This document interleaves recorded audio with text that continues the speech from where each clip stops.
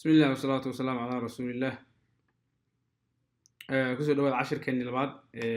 SQL tutorial insha Allah tacaala waxaynu halkan ka guda galaynaa qaybteennii labaad sida loo sameeyo ama loo isticmaalo SQL tutorial. cashirkeennii koowaad waxaan kaga soo hadalay brief intro ama hordhac yar oo gogol xaadh yar oo ku saabsan intro SQL sida loo sameeyo database tables iyo relationship-kooda adoo isticmaalaya user interface-ka ama SQL Server Studio Management. cashirka labaad oo midka ugu muhiimsan iyo ka saddexaad labadaas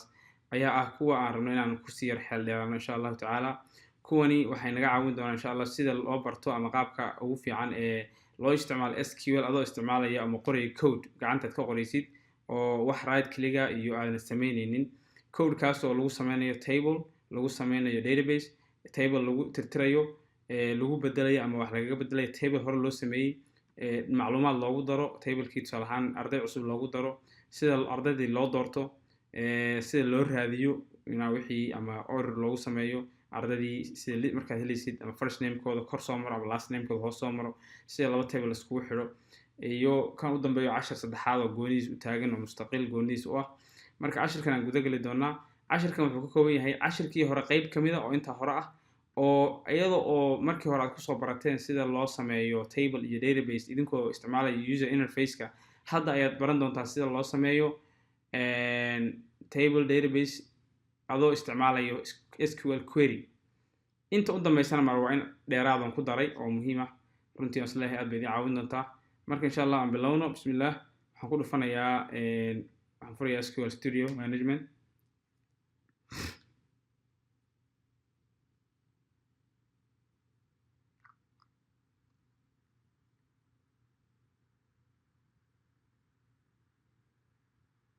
markuu kuu furmo sida caadada ahayd database-keeni localka baan ku xidhmaynaa.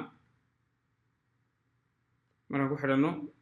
xaggan ayaa waxaa soo fadhiisanaya database-yadii iyaga ahaa. cashirkeennii u dambeeyey waa kii aan sameynay la follow database oo aan gelinay laba table. tableladana waxaa inoogu jira haddaan fiiriyo macallimiinta oo kale 5 macallin baan filayaa ardayduna ilaa dhowr 10 bay ahaayeen. maanta waxaan sameynaynaa database cusub oo labada table oo kala leh labadan oo kala leh marka aynu bilowno. kii hore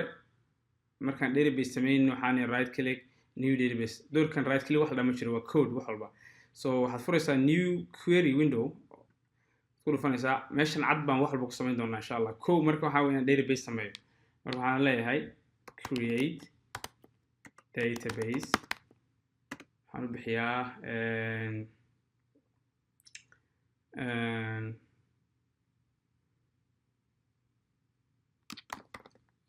hiran db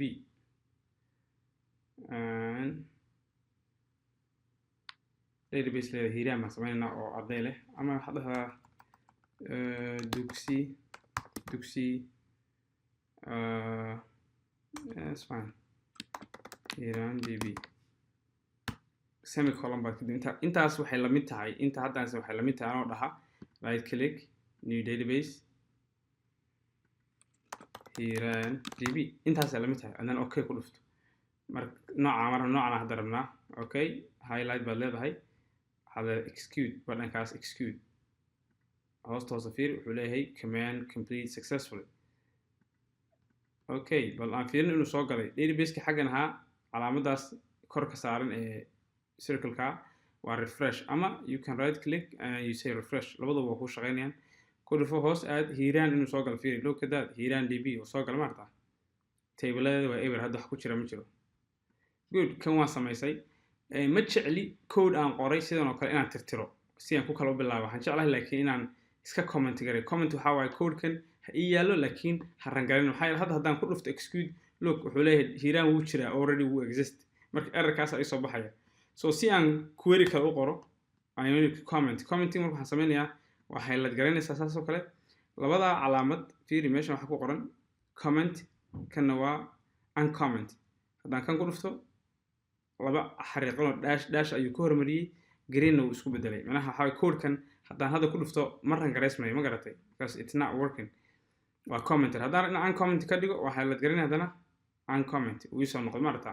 marka inuu ii joogaan jeclay code aan qoray so kan waxaan leeyahay hadda comment haddii aadan rabin inaad isticmaasho badhamada you can click horteeda dash bisa dhaysa adaa samayn kartid so ha ii jooga kaas hoos marka database-kii hadda la follow db buu ii joogaa meeshan fiiri halkan fiiri kore halkan wuxuu ku tusayaa database-ka hadda isticmaalaysid marka instead of meeshii aad dhihi lahayd intaad xagga aad okay hiiraan dayday oo aad marka ku dhufan lahayd hiiraan what is that okay oo saa dhihi lahayd waxaan rabaa inaan code ahaan u isticmaalo waxaan leeyahay use hiiraan db uu soo baxay marta hiiraan db inta leh excuse meesha kor fiiri halka soo fadhiistay now I'm using hiiraan db waan isticmaalayaa good so far code ka horreeyay qortay wuxuu ahaa create database waan sameynay and isticmaal haddaan waraaqdeena ku noqdo wuxuu ahaa create database and use it isticmaal so kaa waa inaga dhamaaday hadda now create two tables teacher iyo student la yiraahdo ayaan sameyn doonaa insha Allah ta'ala and now hoos aad kan comment ha ku sameynin iska dhaaf maxaa yeelay we using the database anyway hiiraan la yiraahdo so table ka horreeyaan sameynaya create table waa SQL query waxa aan qoray waa luqadii SQL buluuga manaha waa luqad jirta sida C# oo kale ama JavaScript waa luqad jirta oo la yiraahdo SQL marka waa that tells you waa syntax jira oo uu computer ku garanayo waa okay table magac u bixin marka create marka la table waxaan sameyn doonaa table magaciisa la yiraahdo teachers baan okay hadal marka open bracket close bracket ku xir marka semicolon dhaxda ka gal marka enter dheh halkan ka sii gal tab dheh okay column-yadii aan u sameeyay intan hadda aan sameeyay waxay la mid tahay anoo dhaha halkan taan sameeyo right click kii hore cashirkii hore xustaan new table and then halkan ay ku sameeyo id intan ay la mid tahay cashirka hore aan ku soo baranay now waxaan leeyahay marka id okay waxaan leeyahay waa integer marka waad waa primary key marka labaad waa identity oo waliba hal code id hal ka bilaamo hal iigu darsamo marka saddexaad marka afraadna waa not null ma ogoli wax ever ma ogoli very nice waa inta waxaan qorada id primary identity oo identity ma khalday وأنا blue نقطة identity اسمه okay intan hadda aan qoro waxay la mid tahay mar labaad baan ku noqonayaa si aan bal nifaansiyo table anoo dhaho id integer not null then hoos aado and then identity tabto and then aan dhaho identity yes aan halkan ku dhufto and then uu ii soo galo 11 intaasaa la mid tahay intan hadda aan qoray waxay la mid tahay intan marka la kan cashir koran ku soo baranay waa UI baa dhahaa user interface ka isticmaalay kan marka ma jecel anigu ma sameynayno kana fiican kan inaad bartaa fiican waana midka ugu muhiimsan ee runtii la barto way good now hal column baan sameynay waxaan ku dareynaa first ha iloobin semicolon ka u dambeeya waxaan jeedaa comma ha iloobin okay first name waa varchar waa 10 waa not null way ka ku xigana waa last name waa varchar waa 10 isaguna waa not null way ka ku xiga waa age waa integer not null way isaguna ku sii xiga waa gender waa varchar not often not null way ka u dambeeyana wuxuu ahaa subject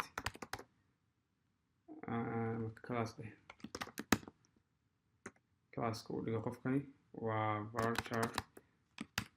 waxaan haynaa waa 20 ka dhigo magac dheeraad laga yaabaa not null okay haddaan aadin idinkoo kan idin furin hiina haddaan aadin la follow away la follow db kii shalaan samaynay tables oo aad tagtiin teachers oo aad tagtiin columns first name last age subject gender first name last name age gender subject marka kala hormarintu dhib ma laha dhiba ku jaban tahay ma asaad aragtiinba varcharka v-da capital baan ka dhigay marna small letter baan ka dhigay waxba case sensitive ma aha dhammaantood wixii luuqadda ah ay leedahay ee blue ah capital baan ka dhigi kartaa kan table baan dhigi karaa create baan dhigi karaa waa iska caadi minaha waxaas wax dhiba kuma jabna waxa buluugaan adigaa sabla adigaa qoraysid minaha okay intaa waa noo dhan tahay kan hadday subject baan nidhi kan class baan nidhi dhib ma laha subjectiga iga dhig I'm okay with that blue buu sheegayaa why uu blue sheegaya wuxuu ku leeyahay hey subjectigu waa luuqad jirta ama syntax SQL leedahay marun baa inaad isticmaasho maya waxaa leeyahay ma isticmaalayo aniga column magacii aan doorto waay si uu marka blue uga saaro waxaad ka hormarintaa calaamadaas la yidhaahdo bracketka blue madow buu ka dhigaya caadiya marka waa ku dayn kartaa laakiin good practice waxaa waaye inaad erayada jira ee luuqaddu leedahay iyo kuwaada inaysan isku dhex dardarsan haddii kale marka qaar error buu ku siin doonaa I think waa inoo dhan tahay kan waa inooga dhantaan filayaa okay waxaan leeyahay marka execute look what happened boom subject cannot find store version really banaanka inaan ka istaagay cafan okay complete successful haddaan tago marka la foolayo xidhma rabo hiiraan baan tegay tables baan right click yidhi refresh baan yidhi now teachers soo galay haddaan ku dhufto columnyada like ID first name last name age gender subject soo galay maarta good so now waxaan samaynay tablekeeni ugu horreeyey allahu mustacaan teacher codekan marka saan idiin sheegay haddii hadda aan mar labaad ku celiyo if I just error book sinay wuxuu leeyahay teachers wuu jiraa marka sidaan idiin sheegay codeka waxaan rabaa inuu ii joogo kasta dhowto inaan dib u isticmaali kara laga yaabaa ama aan u baahna inaan barto ama aan iska muraajaceeyo marka waxaan rabaa inaan comment ku sameeyo commentu sidaan naqaanay calaamadan u dambaysa semicolon ka bilow saa u highlight garee ilaa create ku gee ka bacdina comment dheh green buu kuu noqonaya good hoos ka aad now tableki waa jiraa laakiin waa ever waxba kuma jiro waxaan rabaa marka inaan wax geliyo sideen wax u geliyaa waxaan leeyahay marka insert waxgelintaan gelinaya waxay lamid tahay anoo dhaha right click edit tab to 100 rows waa ever waa kan anoo halkan geliya kii bay lamid tahay halkan wax gelin cashirkeena hore dax xustaan markii ayaan sameynaya insert into haye waxaad gelinaysaa tableka magaciisa waa teachers okay maxaad gelinaysaa teachers oo meeqa wax waxaan gelinayaa first name baan gelinayaa kow okay last name baan gelinayaa labo age baan gelinayaa okay gender baan gelinayaa gender okay subjectina baan gelinayaa subjectisaan kuu sheegayba calaamadii iyo dusha ka mari suusan u wareerin bahalkan okay ku xidh marka qoyseenkii okay so intaasaad gabarta okay haye kartay ma intaasoo column baan maaha teacher marka dhado bracket dhahdo ama aan jida open bracket waa inaad columnyada aad rabto inaad wax information kooda geliso inaad define geliso waay marka qaar waxaad first name last name bis aad gelin kartaa marka qaar age bis so you have to define columnyada magacooda marka inagu first name inaan wax gelin rabnaa last name inaan wax gelin rabnaa age waa waraaq cad oo form oo buuxinaysa camal okay subject now hoos baad tegaysaa waxaa leedahay values columnyada aan soo sheegay kor value-goodana waa kuwan okay bil baa furaysaa waad ku xidhaysaa dhexda ka gelisaa siday u kala horreeyeen waa inaad value u kala horreyso okay maxaa waaye wixii text ya so ahaan first name last name text waa inaad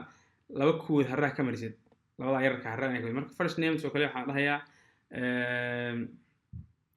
Ahmed baan dhahayaa okay calaamada u dambaysa ama maxaan ku dhahdaayay sheegay open letterka u dambeeya banaankeeda ka tag comma dheh the first name waan sameynay waa kan la soco comma kalaan yidhi last name baan laga rabaa last name sidii oo kale labo kood okay waxaan leeyahay marka Farah cali okay waan sameynay last name maxaa ku xiga age ku ma u baahna kuwan maxaa yeelay number ma aha waa number baan ka wadaa kuwan baan age-kiisu waa 34 jir macalinkan okay good comma maxaa ku xiga genderku waa text waa inaad kii samayso waa male ma aragtaas I hope inaad fahanteen oo si garan kartaan wax laga wado subjectu waa text iyada lafteeda okay wuxuu dhigaa ninkan wuxuu dhigaa history Arabic okay good hal macallin baan gelinay macallinkan marka aan rangarayno waxaan leenahay execute one row effector ma aragtaa haddaan tago oon macallinkii dhaho right click oo aan dhaho select tab to design waa inuu isoo baxo wakaas Ahmed Ali 34 man Arabic ma aragtaa iska xid I don't want anymore inaan isticmaalo right click waxaan rabaa inaan isticmaalo inaan arko wax ku jira halkan marka waxaan leeyahay select everything all the columns from teachers okay code kan iska comment gare I don't want inaad rangareyso mar labaad iska comment gare kan ku dhufo highlight execute sida ugu soo baxay marka haddii aan dhaho right click select tab waxaan dhihi karaa canvas select everything from teachers highlight execute host isoo maray now waxaan rabaa inaan macallimiinta geliyo ilaa 5 kale remember shalayto database-keeni la follow halkan ahayd 5 macallin baa inoogu jirtay 5taa macallin ayaan rabaa marka inaan isticmaalo oon database-ka hiiraan keeno sideen database-ka ooga soo qaada 5 macallin oo aan database-kan kale hiiraan la yidhaahdo macallimiintooda u geeya because I don't want inaan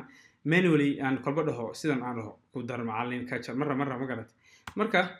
waxaan barayaa qaab weyn this advance runtii inaad malaha idin tuso ma ahayn laakiin waa easy way oo iska ogaan kartaan inaad database wax ku jira kasoo qaadi karto database kala geyn kartid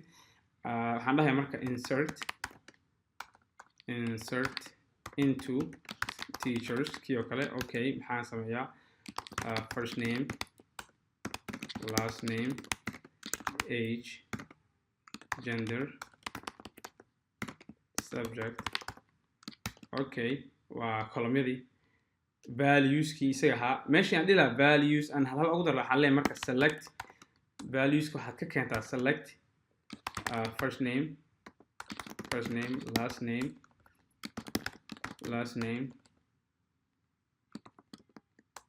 last name age waa sida u kala horeyn ma u kala horeysinaya age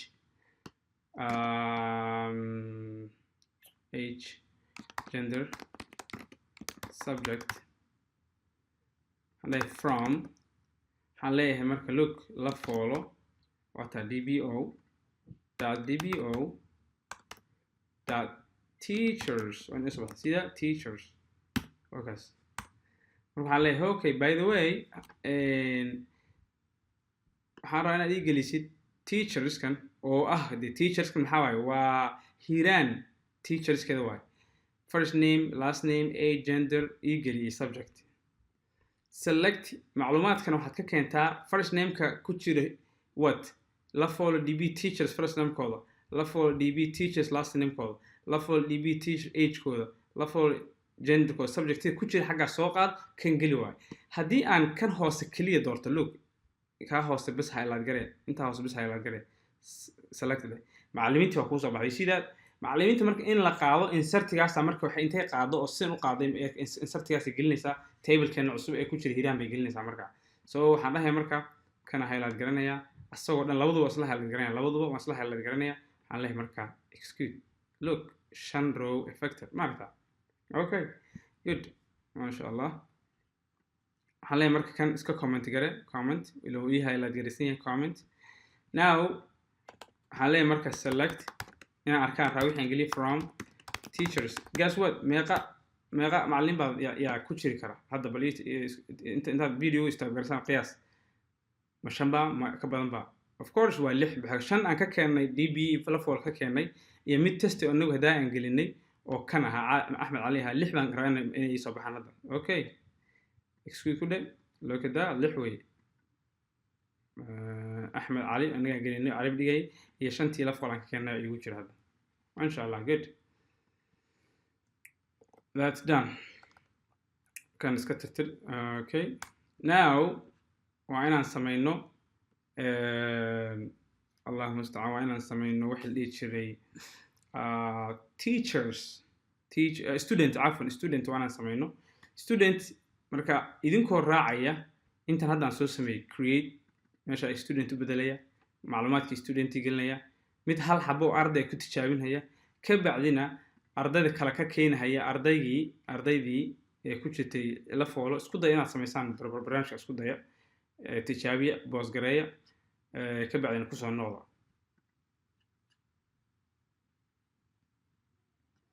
okay waxaan filayaa inaad arrintaas samaysaan now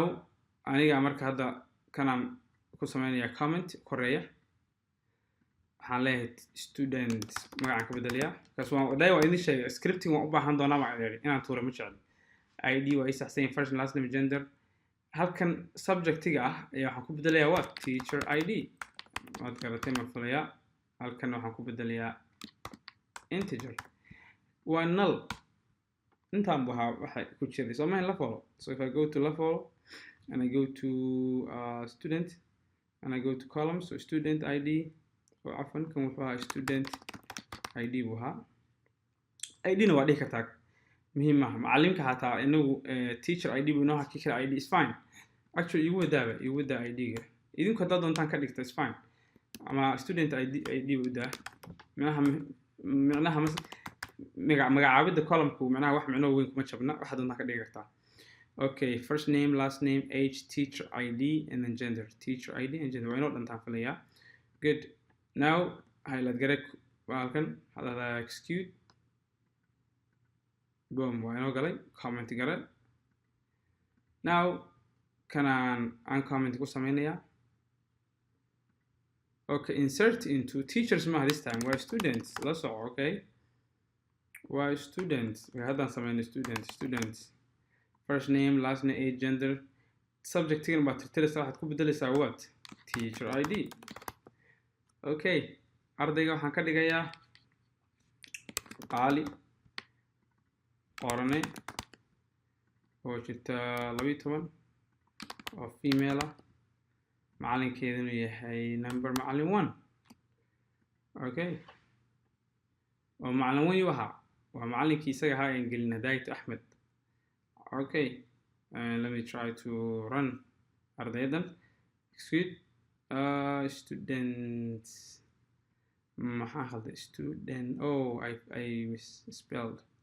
magacii baan khalday student t baan ka tagay so I have to fix that later but at this time I'm gonna just magac khaldan baan ku gelinaya because magacii aan magacaabay baa saa ahaa t baan ka tagay it's type of finger mark hulma bedeli doona hadhow I will show you how to rename it okay students so I'm just gonna say execute قال لي محكول عي ونغو boom we're affected okay now I'm just gonna comment this one هذا key كلام comment قرين دونا هل كنها عن comment قرين دونا عفوا حاليا مرك insert into students and ST بانك students first name last name age teacher ID حتى capital مهمة teacher ID okay first name last gender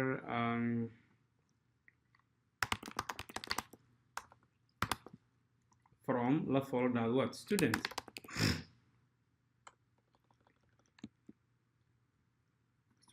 Martha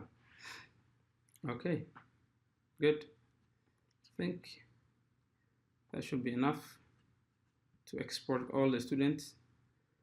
and I'm just going to say execute okay لو يتمن روح بالسوق Martha now can skip هذا comment okay now هذا مركا select everything from students أنا اسمه كتير فليا okay selected it execute okay 13 بنوصل عليه ما شاء الله perfect so now waxaan haysanaa database la yiraahdo Hiiraan oo labo leh maxaa la dhahay labo what is that right here Hiiraan right click and refresh laba table mid la yiraahdo teachers iyo mid students kan marka we have to fix it waxaan right click baan leenahay rename studentis s baan ku daranay studentis enter baan leenahay wakaas aynu hay just right click and rename. Okay, now dibadda ugu noqono our project again intaas waan sameynay kuwan aynoo haray alter iyo maxaan ku dhahday waxaan haray insert waan sameynay waan gelinay select waan sameynay update oo kale waxaa inoo haray where iyo waxaas kuwan marka ayaan hal u dul istaagana drop baan horta ka hadlaynaa dropku maxaa waaye in table la tirtiro table tirtiritaankiisu markii aan baranaynay waxaan right click and we say delete ha sameynin haddaad inaad table tirtirtid always do is drop table and then teachers there you go, that will drop the whole table. waxaa ku xiga alter iyo waxaa inoogu xiga what is it alter macnaha waa markii aad column tusaale ahaan cusub aad ku daraysaa ama column hore oo jiray aad ka bedelaysaa markii hore cashirkeennii hore tusaale ahaan waxaan right click design and then here we added a new information haddii column cusub lagu daray kan laakiin alterkani ma rabno inaan wax ku daro waxaan ka jaraynaa cafwan waxaan ku darnaa waxaan ka jaraynaa ama column ka saaraysaa so that's what you do and I will show you right now in a minute inshallah ta'ala. marka table-ka marka waxaan rabnaa tusaale ahaan inaan macallimiinteena tegaynaa for example waxaan tegaynaa halkan hadda waxaan haysanaa first name last name age gender subject waxaan rabnaa inaan ku daro emailka macallinka inaan ku daro rabnaa so waxaan leeyahay alter table teachers okay xaarta ana samaysid xaarta ana ku dirto add baan leeyahay email varchar 10 null ka dhig okay null and I'm just gonna say sweet success. So haddaan teacherkii right click sameeyo and I say refresh halkan tag columns tag look email baa soo galay maarta hoos u bax halay select kan iska comment gare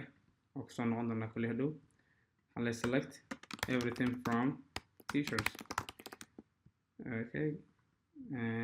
exclude it see that email ko null because I said null حرام كسر إيميل كان no I don't want to email runtii كسر so حاليا مركا back to here مركا هكو جوجو كون نعمل لاب alter table teachers أنا هنساي drop column and then column killer drop قريب مقعي سوا email okay highlight gare exclude teachers baan ka tagay على هذا exclude removed so hadda wuu ku jiraa emailkii I'm going to right click the teachers refresh column kii tag look wuu ka baxay sida okay iska comment gare kan haddana iska comment gare hoos u yarbax the field select everything from teachers because okay it's gone okay so now waxaad baratay waraaqadii aan ku noqdo drop table delete insert select update update-ku waxa weeyaan markii table tusaale ahaan haddii aan ku noqdo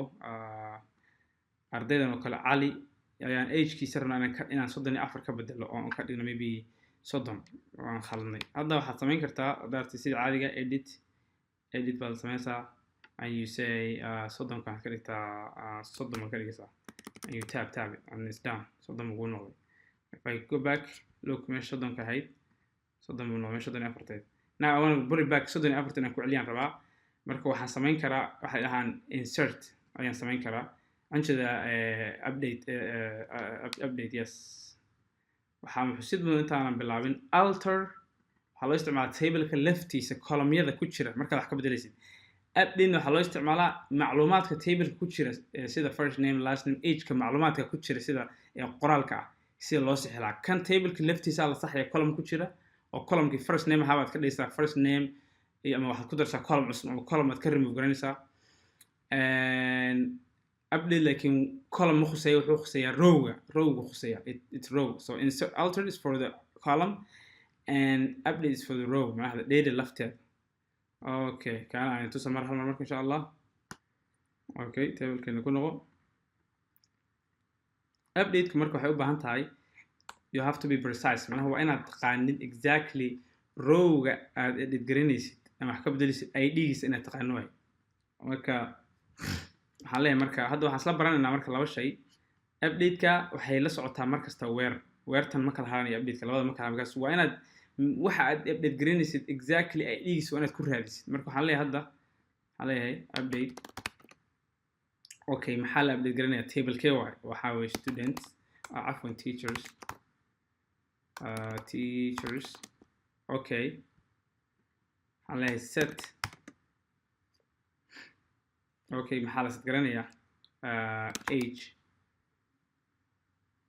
equals waxaan leeyahay 40. Okay, where ID equals I'm a teacher. ID something yes ID equals 1. Okay, let's go and run it. One row affected. Okay, comment together. Select everything from teachers.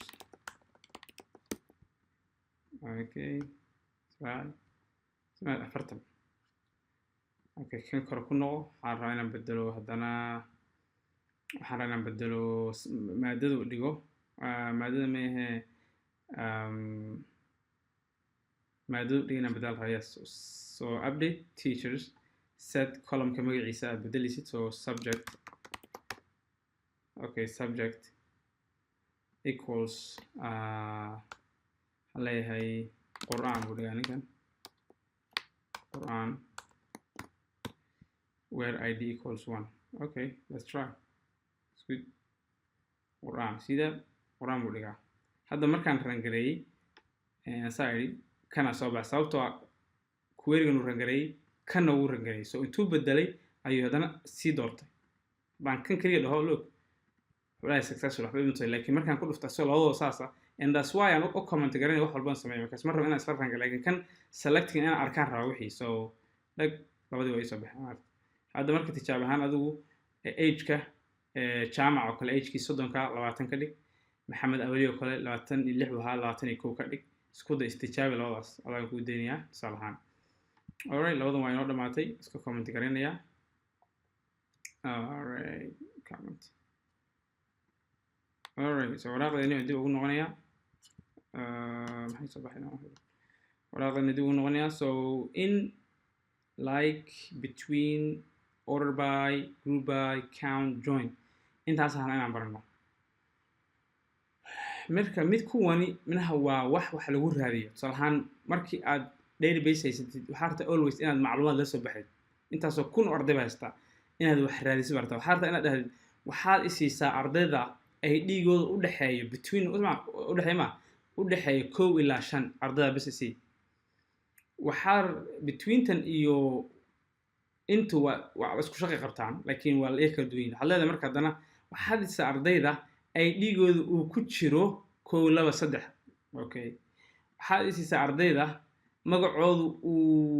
u eg yahay laakiin manaha waa u eg yahay ama uu ka bilaamo J oo kale ama S ka bilaamo okay marka ardayda lagu siinayo waxaad order by waxaad u order gareysaa first name oo kale order garey ama group waxaad group ka dhigtaa koox badan baad helaysaa group by ID oo kale ama group by first name oo kale count chart inaad barto macallin kasta ardaydiisa oo kale inaad count ku sameeysaa ama ardayda ku jirto count inta ardayda dhigtay inta yihiin 10 500 600 marka aan mid u dul istaagno insha Allah waxaan ka bilaabanaa labada maadaama isku mid yihiin like between the in baan ka bilaabanaa so let's go ahead and check that out okay هلا مركب between in بنكو بالله هلا select everything from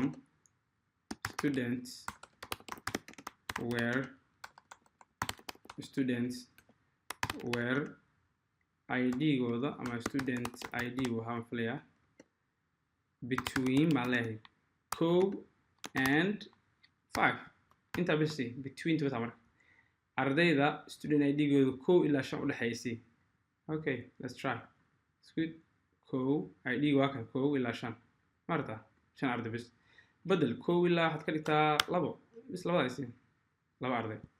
ما إني واحد صدح إلا يستيد مسجال صدح سجال إن بمرنا مركب between هذا برت إن بمرنا into مركب student in بالله in مكان سي وهستان comment كسمية على واحد مقربنا أركتان دنيا ل for regular purpose select everything from students where student ID in بالله وكتشرو bracket بنفريع ID دي list كسمة زمرك 1 5 4 1 4 6 8 ID داس أرددا ككون سي بس عليه okay sweet look 1 4 6 8 هلا مرك بدي بروح كلتا 8 لو قدر okay لقيتهم كسمة مرك 1 4 6 مرك in وحيكون استعمالها ID دي نسكو حين لكن between وين واحد سكو حين صدح إلا 5 6 إلا 2 ولا اسكو حيجا لكن إن جونيا لكن إن أو كله راندوم بين نقوم كتا 1 أفر 6 منها نبرة خاصة هو اسكو دفن أو أنا اسكو دفنين أو كله دون وما قررت مركا إنه فهمتين ما فليا كان اسكو كومنت كره لايك بمركا إنه وحكتي لايك عين تسوي حقوق هذا هي select everything from students where first name like comment J arday kasta oo first name kiisu J ka bilaabo waxa ka dambeeya J dan I don't care isima leh so excuse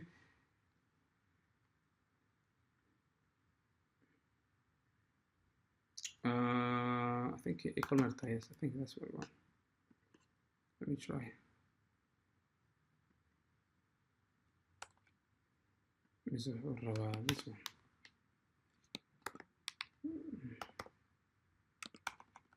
Like first name, like J. Oops. عفوا. على هذا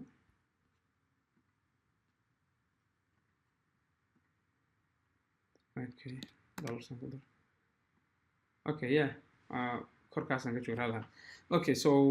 arday kasta oo first name kiisu like uu match karayo wild card bana this called wild card J so fiir marka Jamal Jamad J ay sabax I don't care wixii ka dambeeyo hadaan dhaho JAM maxay soo bixi doonaa garanaysaan Jamad iyo Jamal bas J ma iman doono kas ereykaas waxaan dhahay first name oo JM ka bilaabma laakiin wixii ku xiga I don't care JMU noqon karaa JMI noqon karaa EC so wuxuu noqon karaa Jamal iyo Jamal okay waxaan dhahay marka arday kasta oo first name kiisu uu ku dhamaado LEC L buu ku dhamaadaa laakiin wixii L ka horeeya I don't care so let's try maxaan isnaa talo Jamal iyo Suhail sida L buu ku dhamaadaa wixii kale I don't care martan marka it's called wild card all right that's why fududyahay baan filayaa intaa ku ciyaari doono wixii kale waxaad raadaysan ardayda ku dhamaado let me check ardayda uu ku dhamaado A raadiye A so inuu Aisha Nuura Suhayla inuu ku soo iyo ardayda uu ka bilaamo O oo kale inuu ku soo Usman Umar inuu ku saaro okay I think intaas waa nagaga dhantaan filayaa like iyo between iyo in iska comment gare waxaa noogu xigay order by group by yani wixii so kuwa marka ayagu waa iska fudud yihiin what is that okay waxaan marka select everything from and students order by and last name first name ACE ascending look select so first name ka A buu ka bilaabay see that alphabet I and then waxaa ku xiga G J so it's ascending haddaan dhaho first name DEC descending guess what ka u hooseeyo oo Suhayla kor soo maraya eeda u hooseeyana hoos bay tegaysaa look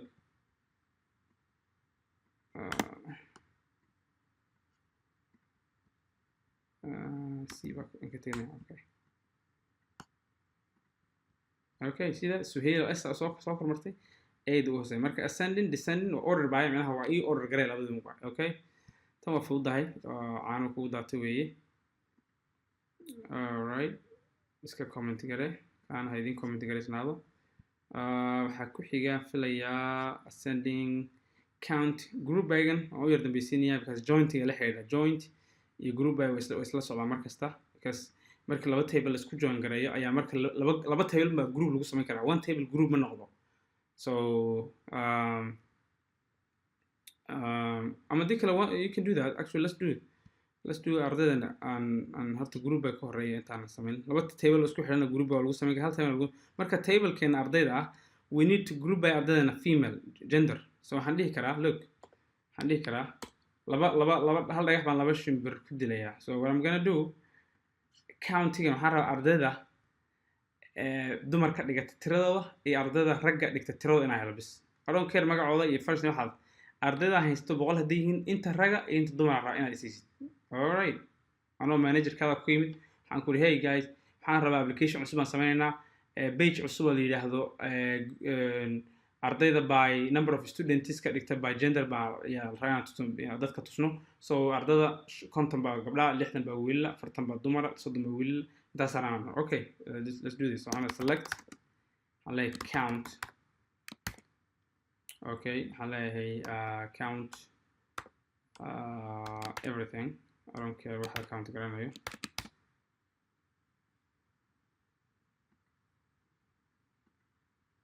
gender count gender from students and then I'll group by gender okay smart shan so I'll marka waxaa gender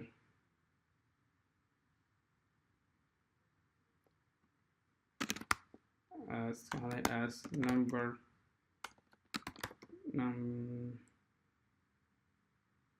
of genders okay kala hormari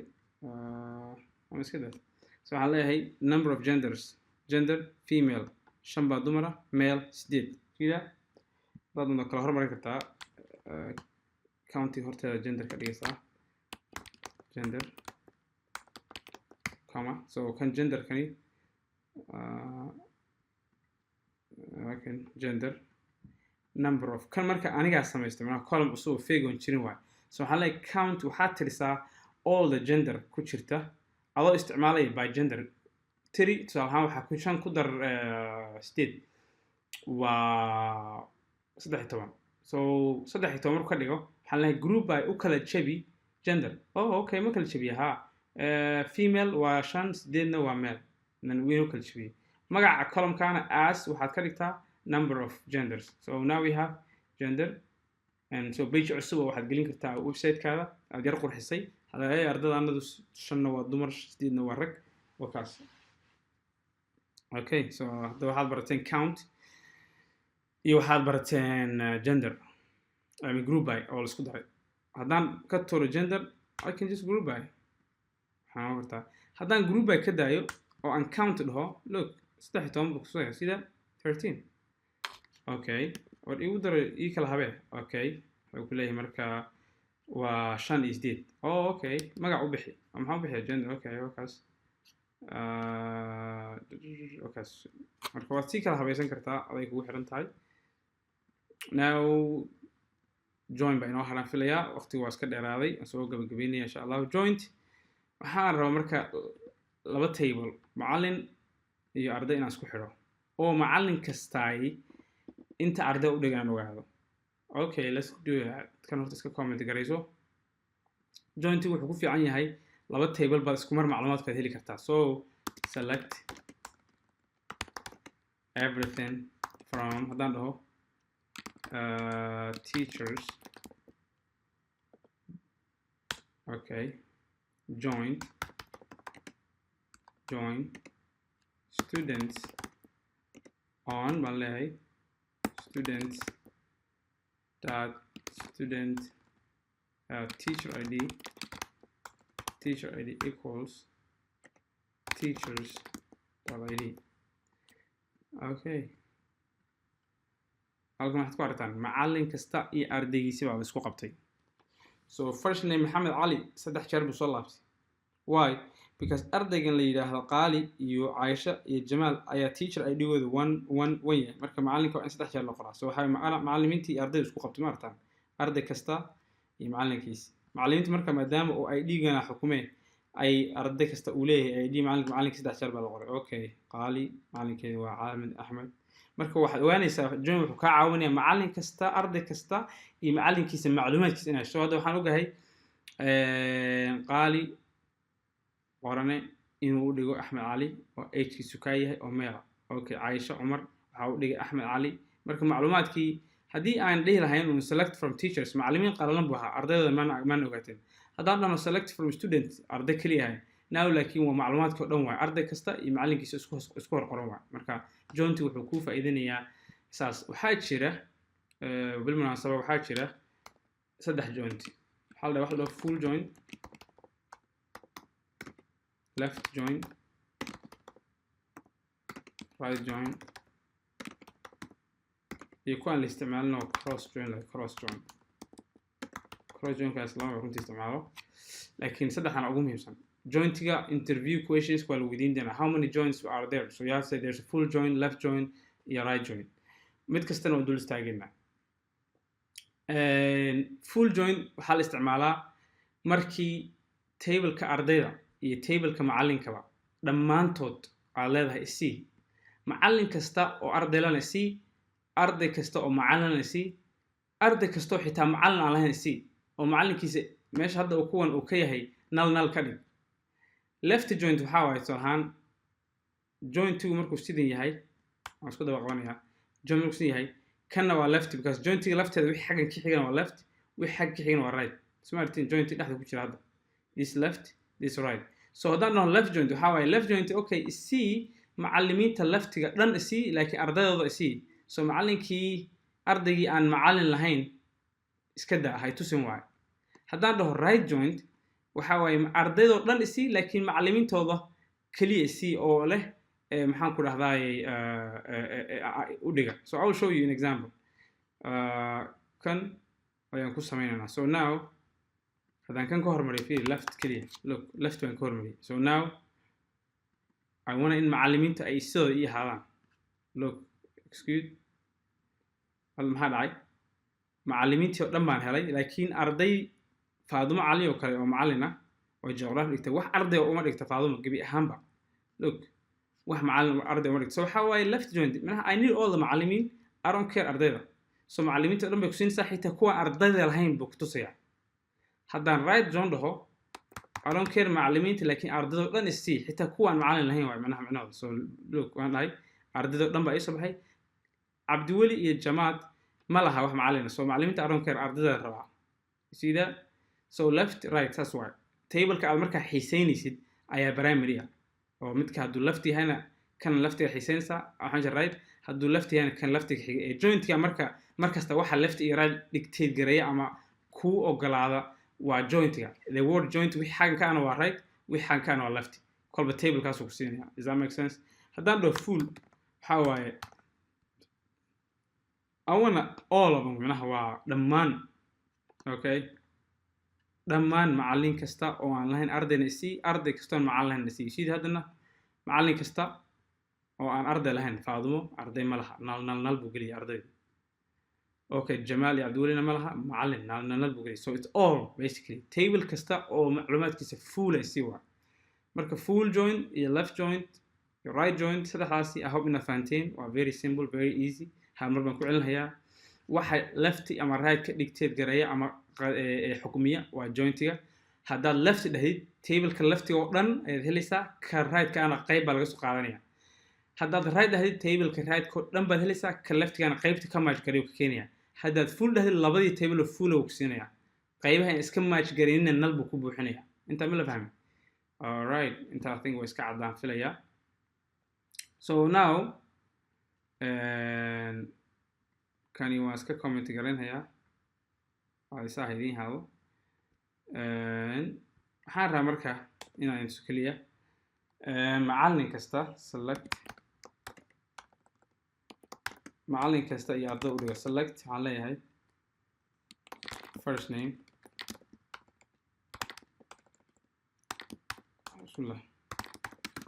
first name last name. waxaan leeyahay count teacher ID student. intaan qorin waxaan rabaa macallin kasta first namekiisa last namekiisa iyo tirada ardayda uu dhigo inaan intuso. so student ID student teacher ID from teachers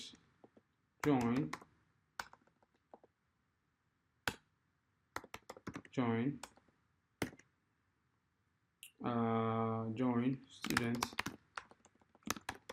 students on teachers.id equals students.teacher ID. so waxaan leeyahay marka as number of students baan leeyahay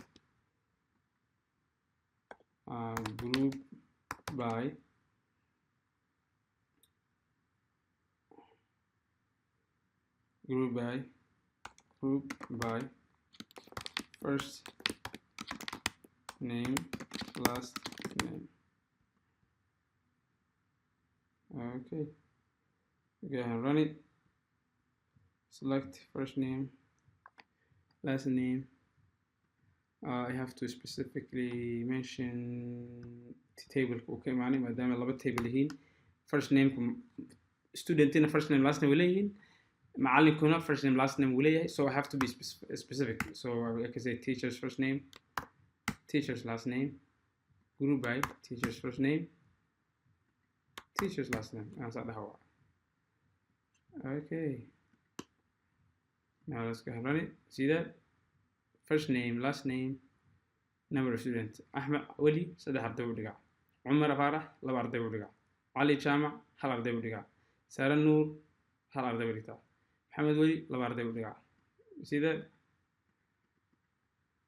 marka haddaad rabtid subject-igu dhigana kusii darso. so halkan waxaan dhihi karaa comma kale horta county horteeda geli. so waxaan leeyahay teacher dot subject we're going to try exclude subject.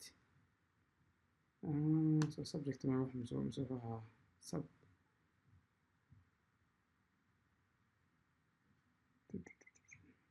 خليته له invalid either agree. oh okay, guys, can I have to also add column kasta oo korra ka soo baxaya waa in group by lagu daro. so okay, xaalad quraan buu dhigaa, math buu dhigaa, English. so saddex arday baa math dhigata, saddex arday baa quraan dhigata, laba arday baa ingiriis dhigata, saddex arday sport, hal arday bio dhigata, in other words. I think in general hadda inta ugu muhiimsan waxa ugu adag badanaa waa jointiga iyo group buyga fahankoodu. runtiina waqti bay yar qaadanaysaa. waxa ugu fiican in macluumaadka idin siinayo waxaa weeye in aad isticmaashaan website-kan la yidhaahdo this one. It has all the information: group buy, joint, left joint, right joint, full joint, group buy. It has everything you need. meeshan la yidhaahdo SQL oo W3 schools. marka insha Allah taala cashirka intaasaan kusoo gabagabeynaa. Assalaamu calaykum waraxmatullaahi wabarakaatu.